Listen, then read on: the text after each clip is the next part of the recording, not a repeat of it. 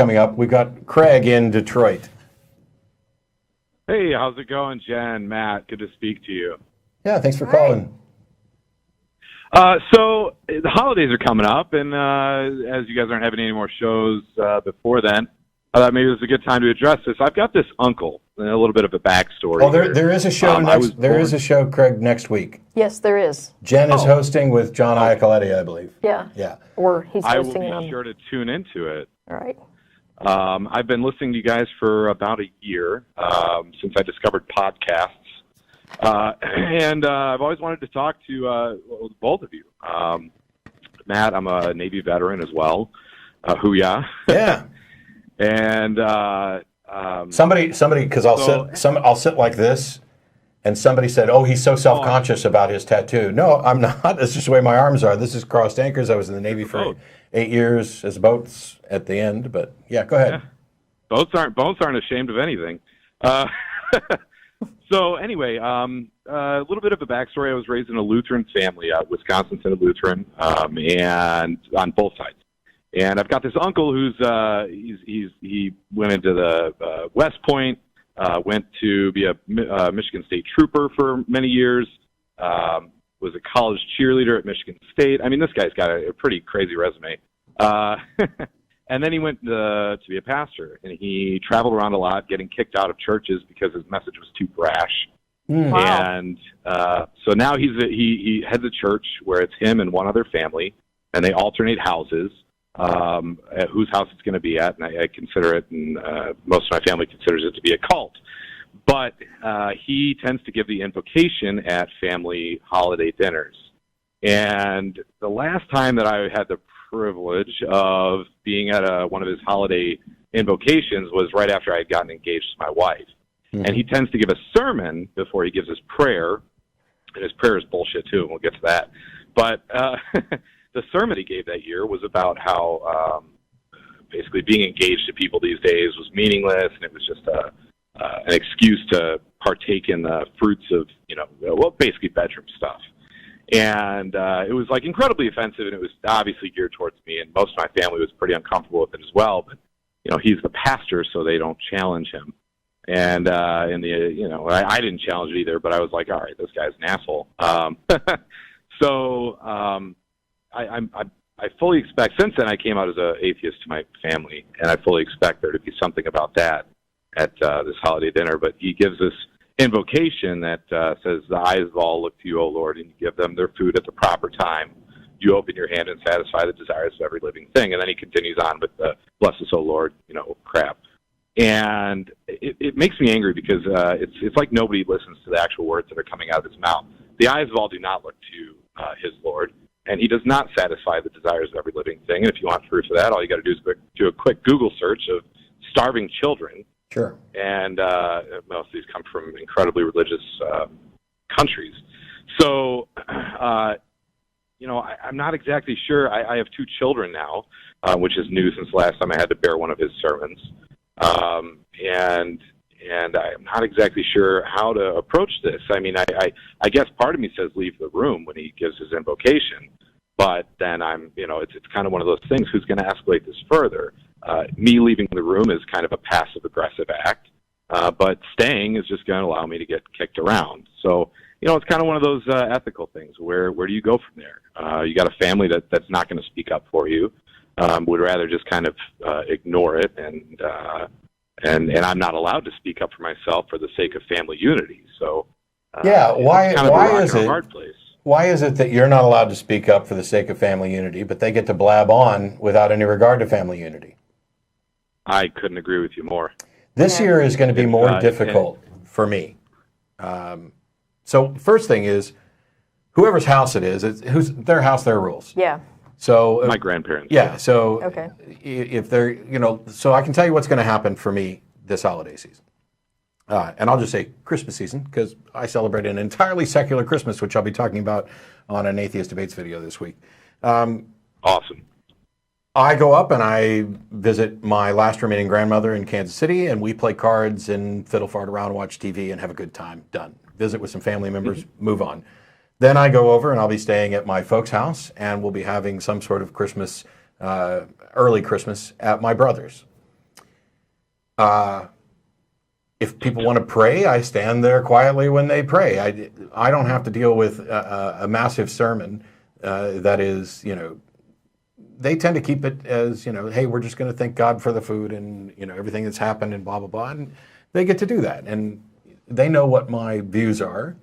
And I actually, when they're at my house visiting, if they want to pray before a meal, I'm not going to stop them. It's not like, no, you've entered my house.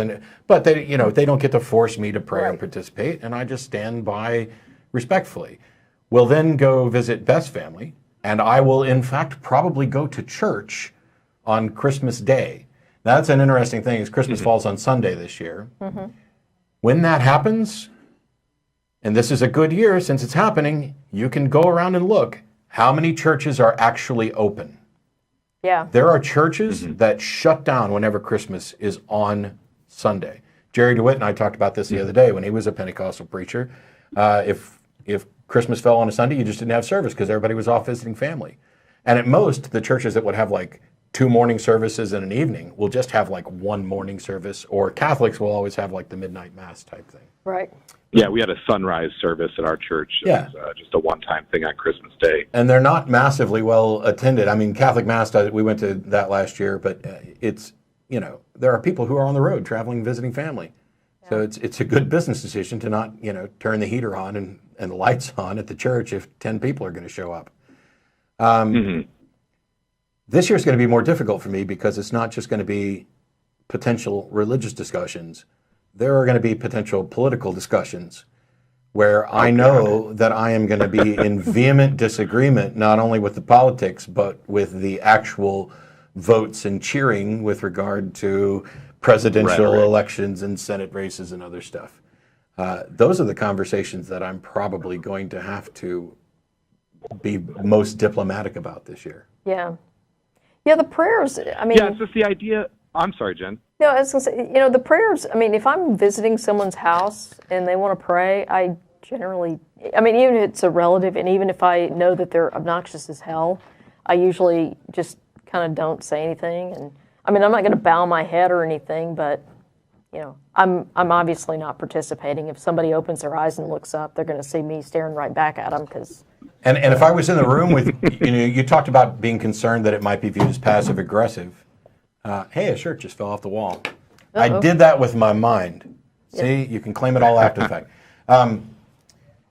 Yes, it may be viewed as passive-aggressive. There are ways to avoid that. One of them would be to talk to your uncle before his sermon and say, look, I have my views and you have yours. I don't want to make a fuss. You get to, we each have the right to have our beliefs. But when you give your sermon, I'm not going to be in the room. And I don't want you to necessarily take this as a slight.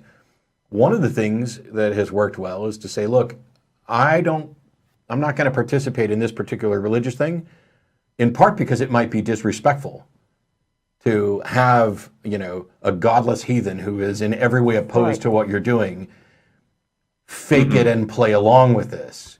Or it's fine to say, I don't agree with what you're saying and I don't want my kids to hear it.